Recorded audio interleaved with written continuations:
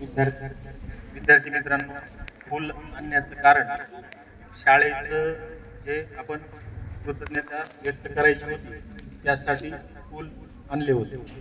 जसं फुल हमेशा दुसऱ्यांना प्रसन्न करण्याचं काम करतं, तसं माझ्या जीवनात या शाळेचं महत्त्व त्याप्रमाणे आहे.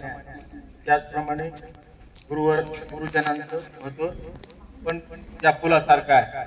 जसं माझ्या जीवनात आनंद मला मिळाला, तोच आनंद इतर सर्व विद्यार्थ्यांना, बाकी सगळ्यांना मिळावा यासाठी मी फूल आणले होते.